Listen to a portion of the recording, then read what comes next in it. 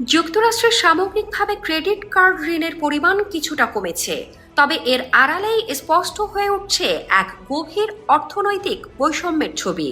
কারণ সচ্ছল মানুষ যেখানে ব্যয় ধরে রাখতে পারছেন, সেখানে নিম্ন আয়ের পরিবারগুলো প্রতিদিনের প্রয়োজন মেটাতেই হিমশিম খাচ্ছে। বিশেষ করে খাদ্য, জ্বালানি ও বাসা ভাড়ার বাড়তি চাপ অনেক পরিবারকে বাধ্য করছে ক্রেডিট কার্ডের ওপর নির্ভর করতে।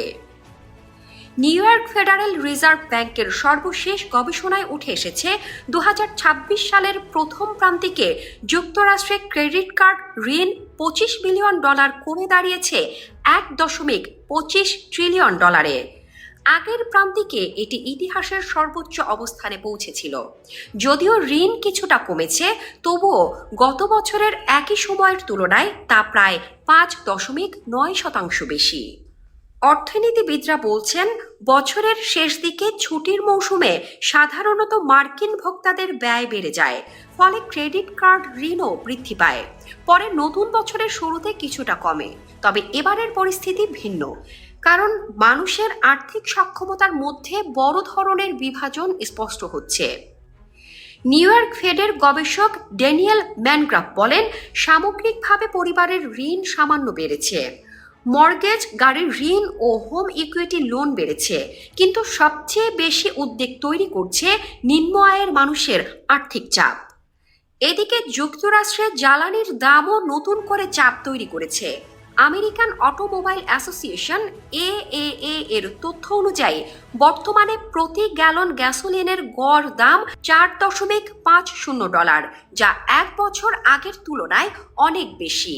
ফলে নিম্ন আয়ের মানুষ যাতায়াত ও নিত্য প্রয়োজনীয় খরচ কমাতে বাধ্য হচ্ছেন।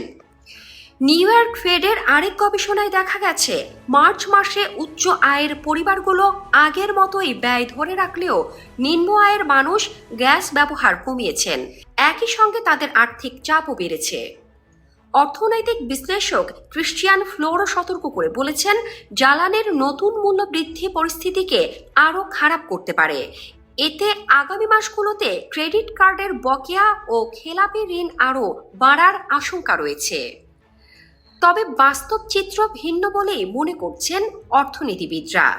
ঋণ ব্যবস্থাপনা প্রতিষ্ঠান এচিভ এর নতুন জরিপ অনুযায়ী 53% মার্কিন নাগরিক দৈনন্দিন প্রয়োজন মেটাতে ক্রেডিট কার্ড ব্যবহার করেন। অর্থাৎ তারা খাবার, বাসা ভাড়া, বিদ্যুৎ বিল কিংবা ওষুধের খরচ তুলতেই তারা ঋণের ওপর নির্ভরশীল হয়ে পড়ছেন। বিশ্লেষকদের মতে, এটি শুধু ঋণের সংকট নয়, বরং মধ্যবিত্ত ও নিম্নবিত্ত মানুষের ক্রমবর্ধমান অর্থনৈতিক অনিশ্চয়তার প্রতিচ্ছবি। যুক্তরাষ্ট্রের অর্থনীতি সামগ্রিকভাবে শক্তিশালী দেখালেও সাধারণ মানুষের বাস্তবতা এখন অনেক বেশি কঠিন। বিশেষজ্ঞরা মনে করছেন, মূল্যস্ফীতি, উচ্চ সুদ হার এবং জীবনযাত্রার ব্যয় যদি একইভাবে বাড়তে থাকে, তাহলে আগামী মাসগুলোতে মার্কিন ভোক্তা অর্থনীতিতে আরও চাপ তৈরি হতে পারে। আর সেই চাপ সবচেয়ে বেশি পড়বে নিম্ন ও মধ্য আয়ের পরিবারগুলোর ওপর।